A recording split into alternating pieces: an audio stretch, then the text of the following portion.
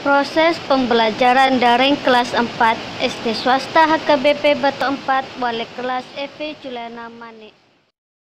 5, 4, 3, 2, 1, 0.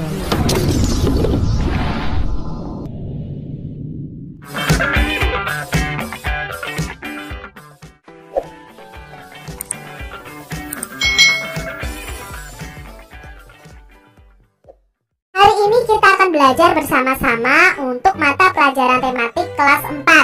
Kita berada di tema baru nih adik-adik, yaitu tema 5, Pahlawanku.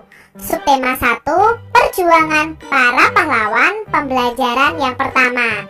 Mari adik-adik kita belajar dengan penuh semangat ya. Hari ini kita akan belajar tentang pahlawan. Tahukah kamu apa yang dimaksud dengan pahlawan?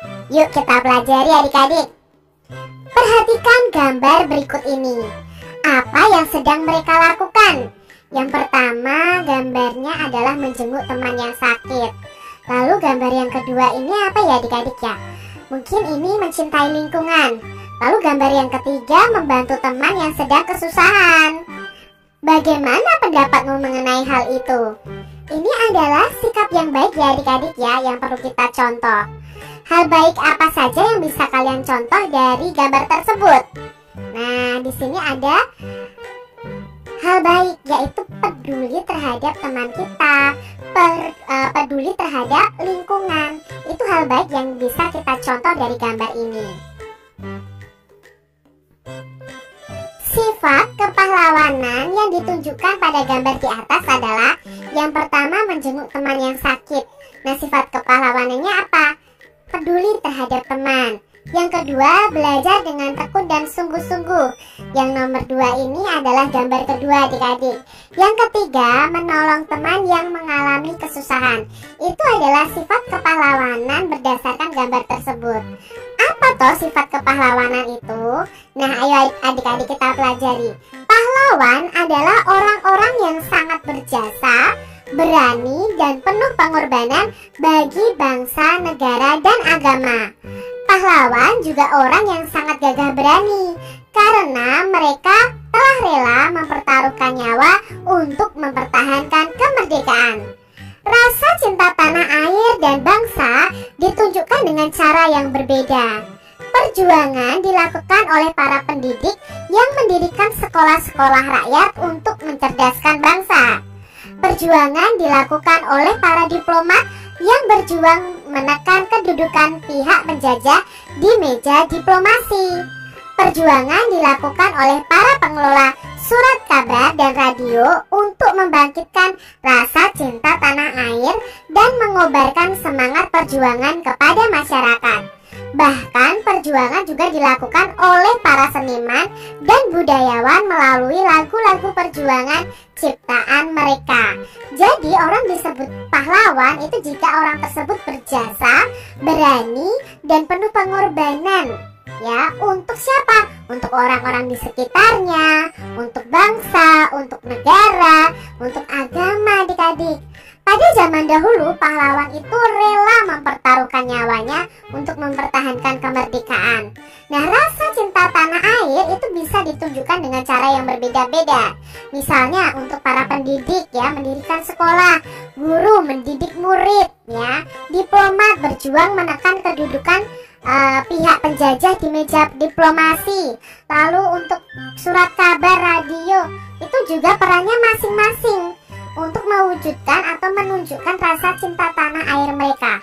Lalu adik-adik bagaimana cara menunjukkan rasa cinta tanah air kalian? Nah, dengan cara apa? Misalnya mengikuti upacara hari Senin dengan khidmat. Lalu kalian belajar dengan rajin. Itu menunjukkan rasa cinta tanah air juga loh. Merawat lingkungan sekitar kita. Nah, Kak, apakah aku ini bisa jadi pahlawan? Pahlawan itu kan berperang. Adik-adik, untuk saat ini kita kan sudah merdeka. Kita tidak perlu berperang seperti pahlawan zaman dahulu. Cukup kalian peduli dengan orang lain, itu merupakan sikap kepahlawanan. Menolong orang lain dengan ikhlas, berani, dan gigih merupakan sikap yang dimiliki oleh oleh para pahlawan. Untuk menghargai mereka, kamu bisa meneladani sikap kepahlawanannya dalam kehidupan sehari-hari. Jadi kalau kalian menolong orang lain dengan ikhlas ya. Bagaimana perjuangan para tokoh di masa kerajaan Hindu, Buddha, dan Islam? Bagaimanakah sikap kepahlawanan yang mereka miliki? Mari kita pelajari bersama adik-adik. Di sini ada bacaan yang berjudul Raja Purnawarman Panji Segala Raja, diambil dari kebudayaanIndonesia.net. Raja Purnawarman mulai memerintah kerajaan Tarumanegara pada tahun 395 Masehi. Pada masa pemerintahannya, ia selalu berjuang loh untuk rakyatnya. Ia membangun saluran air dan memberantas perompak. Jadi dulu di Indonesia itu ada kerajaan namanya Kerajaan Tarumanegara. Tahun 395, wah sangat jauh ya adik-adik ya, sekarang 2020 ya.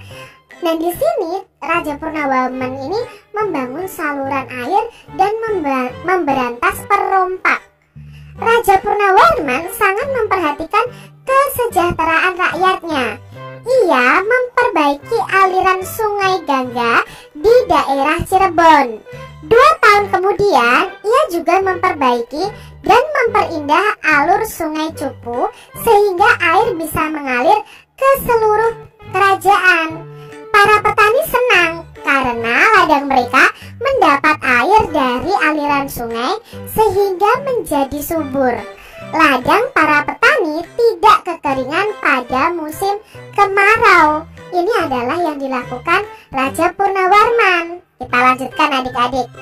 Raja Purnawarman juga berani memimpin angkatan laut, ini adik-adik ya, tertutup Kerajaan Tarumanegara untuk memerangi bajak laut yang merajalela di perairan barat dan utara kerajaan. Setelah Raja Purnawarman ini berhasil membasmi semua perompak, keadaan itu menjadi aman. Rakyat di Kerajaan Tarumanegara kemudian hidup aman dan sejahtera. Sebagai wujud kecintaan rakyat Kerajaan Tarumanegara kepada Raja Purnawarman, telapak kakinya itu diabadikan dalam bentuk prasasti yang dikenal dengan Prasasti Ceruteun adik-adik ya. Nah ini adik-adik, karena Raja Purnawarman ini sangat dicintai rakyatnya ya adik-adik, sampai rakyatnya membuatkan prasasti, yaitu telapak kakinya diabadikan dalam Prasasti Ceruteun. Ini adalah ilustrasi dari tokoh Raja Purnawarman adik-adik. Sangat gagah dan berani ya. Nah, perjuangan yang dilakukan oleh Raja Purnawarman yaitu yang pertama, dia membuat saluran air yang dihubungkan dari Sungai Citarum, Jawa Barat. Beliau selalu berjuang untuk rakyatnya. Raja Purnawarman juga berani memimpin angkatan laut Kerajaan Tarumanegara untuk memerangi bajak laut. Itu perjuangan yang dilakukan oleh Raja Purnawarman. Lalu sikap kepahlawanan apa yang dimiliki oleh Raja Purnawarman? Nah ini sikap kepahlawanannya adalah berani dan pantang menyerah memberantas kejahatan untuk keamanan dan kesejahteraan rakyatnya. Perlu kita contoh ya adik-adik sikap kepahlawanan yang dimiliki Raja Purnawarman ini. Apa yang dirasakan rakyat Kerajaan Tarumanegara atas perjuangan yang dilakukan oleh Raja Purnawarman ini? Otomatis apa? Mereka merasa senang. Dampaknya dari perjuangan ini, mereka bisa merasakan air ya dari aliran sungai mengalir ke ladang milik mereka, sehingga ladang mereka menjadi subur dan rakyat tidak menderita kekeringan pada musim kemarau. Jadi yang dirasakan rakyatnya sangat senang adik-adik. Keadaan menjadi aman karena para perompak telah dikalahkan. Rakyat di Kerajaan Tarumanegara kemudian hidup aman dan sejahtera. Itu yang dirasakan oleh rakyat Kerajaan Tarumanegara. Menurut adik-adik, bagaimana kehidupan rakyat Kerajaan Tarumanegara jika rajanya tidak memiliki sikap kepahlawanan seperti Purnawarman tadi? Apa yang terjadi ya pada kehidupan rakyat di Kerajaan Tarumanegara? Ya, jika Kerajaan Tarumanegara tidak dipimpin oleh Raja Purnawarman, kehidupan rakyatnya tidak akan aman dan sejahtera. Karena tidak ada yang memperbaiki saluran air, tidak ada yang memberantas perompak. Tetapi mungkin saja akan ada tokoh lain yang melakukan hal tersebut. Itu yang bisa kita pelajari dari Raja Purnawarman. Adik-adik, ini adalah ilustrasi atau gambar yang pertama ini ya, tentang upaya Raja Purnawarman mengatasi banjir dengan memperbaiki Sungai Cupu, Sungai Citarum ya, Sungai Gangga yang ada di Cirebon gitu ya, dialirkan sehingga rakyatnya merasakan manfaat dari aliran itu. Nah, di sini ada Candi Cangkuang dan telapak kaki Raja Purnawarman pada prasasti Ceruteun. Nah, ini adalah peninggalan dari Kerajaan Tarumanegara saat itu yang dipimpin oleh Raja Purnawarman. Sampai saat ini masih ada loh adik-adik candi ini dan telapak kaki dari Raja Purnawarman ini. Berikut adalah beberapa tokoh dan peninggalan kerajaan pada masa kerajaan Hindu, Buddha, dan Islam. Peninggalan yang mereka wariskan bukan saja benda bersejarah, tetapi juga pemikiran dan nilai-nilai perjuangan yang telah menginspirasi bangsa Indonesia. Nah, ini adalah para pahlawan yang pernah berjuang di Indonesia. Ada Sultan Iskandar Muda dari Aceh, Sultan Hasanuddin, ini disebut ayam jantan dari timur adik-adik. Itu berasal dari kerajaan Gua Talo Makassar. Lalu ada Raja Bala Putra Dewa, ini dari kerajaan Sriwijaya yang ada di Palembang, Sumatera Selatan. Lalu di sini ada Mahapatih Gajah Mada dan Raja Hayam Wuruk dari kerajaan Majapahit. Lalu ada Prasasti Ceruteun, peninggalan kerajaan Tarumanegara yang ada di Bogor. Ini tadi kerajaan si rajanya adalah Raja Purnawarman tadi. Nah, kita pelajari satu persatu. Ini lukisan siapa ya adik-adik ya? Nah, ini adalah Raja Bala Putra Dewa. Perjuangan apa yang telah dilakukan oleh Raja Bala Putra Dewa? Nah, pertama, Raja Bala Putra Dewa ini membangun armada laut yang kuat. Pada masa pemerintahan Bala Putra Dewa, Sriwijaya, kerajaan Sriwijaya ini mengalami masa kejayaannya. Raja Bala Putra Dewa dengan bantuan Raja Dewa Paladewa di Pali telah mendirikan vihara di Nalanda, India. Padahal Bala Putra Dewa ini berasal dari Indonesia. Bagi pelajar-pelajar Nusantara yang belajar agama Buddha di Nalanda. Lalu yang dilakukan Raja Bala Putra Dewa ini mengembangkan pelayaran dan perdagangan di Selat Malaka semakin pesat. Nah, sifat atau sikap yang dimilikinya itu berani, tegas dalam memimpin. Ini yang dilakukan Raja Bala Putra Dewa dan sikap yang perlu kita contoh dari Raja Bala Putra Dewa. Berikutnya, nah ini ada gambar siapa ya adik-adik ya? Ini adalah Sultan Iskandar Muda. Yang dilakukan adalah memperluas wilayah Aceh sampai ke Semenanjung Malaysia. Nah, ini Kak Cinta ada kesalahan menulis ya. Semenanjung Malaysia. Nah, Aceh ini mengalami masa kejayaan karena menjadi pusat perdagangan dan pengembangan ajaran Islam di Aceh. Sehingga sampai saat ini Aceh itu kebanyakan penduduknya memeluk agama Islam adik-adik. Ini perjuangan yang dilakukan oleh Sultan Iskandar Muda. Dia itu gigih, pemberani, dan rela berkorban. Lalu gambar ini adik-adik, ini adalah Sultan Hasanuddin. Perjuangan apa yang dilakukan oleh Sultan Hasanuddin? Yang pertama, Sultan Hasanuddin ini sangat berani, gagah dalam melawan VOC atau penjajah. Beliau itu berani mengorbankan seluruh hidup, kesenangan, serta kemewahannya untuk membela kehormatan bangsa dan negaranya. Beliau membela kehormatan negara dan mempertahankan setiap jengkal tanah airnya dengan tetesan darah untuk melawan penjajah adik-adik. Lalu sikap yang bisa kita contoh dari Sultan Hasanuddin adalah gigih, pemberani. Dia juga rela berkorban. Nah, gambar selanjutnya di sini adik-adik. Di sini ada Mahapatih Gajah Mada, lalu ada Raja Hayam Wuruk. Apa toh perjuangan mereka? Nah, Gajah Mada dan Hayam Wuruk telah berhasil mempersatukan Nusantara kita adik-adik. Gajah Mada dalam mengemban tugas dan tanggung jawabnya, baik tak kala masih menjadi prajurit, patih hingga panglima perang, dia itu selalu bertanggung jawab adik-adik, melakukan setiap tugasnya. Tak kala kerajaan Majapahit diserang oleh Rakuti, Gajah Mada ini menyelamatkan Raja Jayanegara beserta keluarganya. Itu tadi perjuangan Gajah Mada dan Hayam Wuruk. Dayu sangat kagum dengan perjuangan Raja Purnawarman. Banyak yang telah dilakukan oleh rakyatnya. Untuk rakyatnya, sambil duduk di tepi kolam yang jernih airnya, Dayu masih mengingat atau memikirkan jasa-jasa dari Raja Purnawarman, terutama membangun saluran air. Ia berpikir pasti saluran tersebut sangat bermanfaat bagi masyarakat saat itu. Dayu terus berpikir sambil memandangi wajahnya yang terpantul di kolam. Tahukah kamu mengapa Dayu bisa melihat dirinya di air kolam? Air kolam ini bisa memantulkan cahaya loh.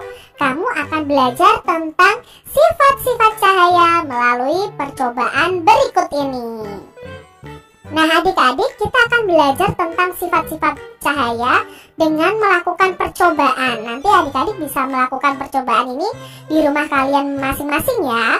Sifat cahaya yang pertama yang akan kita pelajari adalah cahaya itu merambat lurus.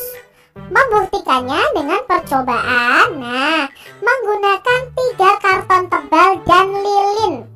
Lubangi bagian tengah. Nah ini ya, lubangi bagian tengah ketiga karton tersebut. Letakkan karton-karton dengan posisi 3 lubang tersebut sejajar dengan cahaya lilin tepat di belakang lubang. Perhatikan apa yang terjadi. Lalu coba menggeser posisi setiap karton sehingga setiap lubang menjadi tidak sejajar. Perhatikan apa perbedaannya adik-adik. Nah, kalau di sini kita bisa menyimpulkan bahwa cahaya itu merambat lurus karena kita bisa melihat cahaya lilin itu dari lubang-lubang karton ya, dari karton yang dilubangi itu saat lubang-lubangnya diluruskan adik-adik. Tapi ketika digeser posisinya ya kita tidak bisa melihat nyala lilin itu karena lubangnya tidak sejajar. Itu membuktikan bahwa cahaya itu merambat lurus. Selain itu adik-adik, untuk membuktikan cahaya itu merambat lurus, kalian bisa bermain senter. Senter itu cahaya juga merambat lurus. Lalu sifat cahaya yang kedua adalah cahaya itu menembus benda bening.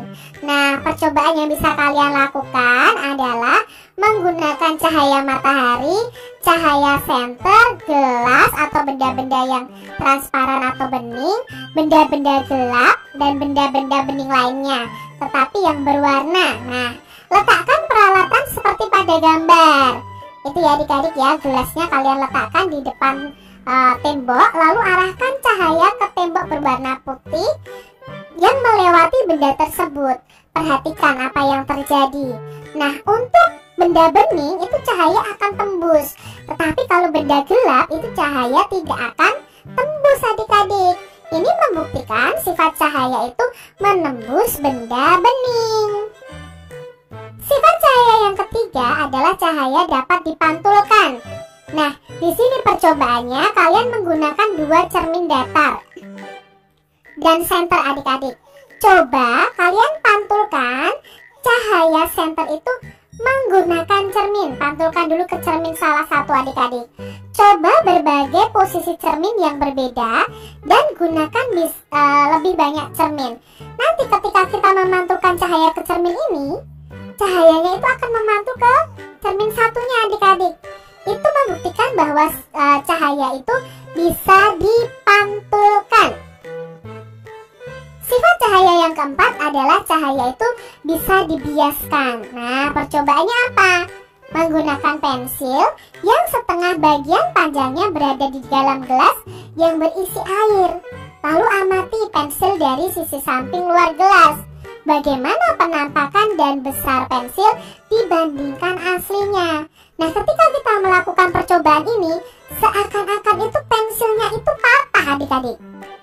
Ya, di dalam gelas ini terlihat patah. Padahal ketika kita menarik pensilnya, itu pensilnya tidak patah, masih keadaan utuh. Nah, ini artinya sifat cahaya itu bisa dibiaskan. Kalian bisa membuat laporan percobaan dari nama percobaan, tujuan percobaan, lalu alat dan bahan, nanti langkah-langkahnya dari percobaan pertama sampai percobaan yang keempat, dari percobaan yang pertama sampai percobaan yang keempat. Nama percobaannya misalnya cahaya merambat lurus. Tujuannya apa? Mengetahui cahaya dapat merambat lurus. Yang alat dan bahannya 3 buah karton, sebuah lilin, korek api, dan isolasi. Lalu percobaan yang kedua itu adalah percobaan cahaya menembus benda bening. Nah, apa tujuannya? Oh, mengetahui cahaya dapat menembus benda bening. Alat dan bahannya apa? Cermin datar dan lampu senter. Percobaan yang ketiga itu cahaya dapat dipantulkan. Tujuannya apa? Mengetahui cahaya dapat dipantulkan. Alat dan bahannya apa? Cermin datar dan lampu senter. Lalu percobaan yang ketiga itu percobaan yang namanya atau judulnya cahaya dapat dibiaskan. Tujuannya apa? Ya, mengetahui cahaya dapat dibiaskan. Alat dan bahannya sebuah gelas berisi air, lalu sebuah pensil. Langkah-langkahnya bagaimana? Nah, langkah kerjanya seperti ini adik-adik. Tadi sudah Kak Citra jelaskan ya langkah kerjanya. Lalu kita menuju ke hasil pengamatan. Nah, hasil pengamatan pada percobaan pertama itu cahaya lilin atau senter dari depan rangkaian kardus yang sudah diberi lubang sejajar, cahaya dapat merambat lurus. Lalu hasil pengamatan yang kedua apa? Cahaya senter yang melewati benda bening dapat terlihat, sedangkan sebaliknya pada benda tidak bening seperti kardus, cahaya tidak bisa menembus. Hasilnya dari percobaan yang ketiga adalah cahaya senter yang diarahkan ke cermin datar dapat memantul. Lalu hasil dari percobaan yang keempat, pensil yang dimasukkan ke dalam air akan kelihatan bengkok. Padahal tidak bengkok atau tidak patah ya adik-adik ya. Itu tadi hasil dari pengamatan atau percobaan yang bisa kalian lakukan. Nah, kesimpulannya apa dari percobaan itu? Kesimpulannya, berdasarkan hasil pengamatan, sifat-sifat cahaya diantaranya yaitu dapat merambat lurus, menembus benda bening, dapat dibiaskan, dan dapat dipantulkan atau dapat memantul. Itu tadi sifat-sifat cahaya. Demikian tadi adik-adik pembahasan kita di tema 5 subtema 1 pembelajaran yang pertama,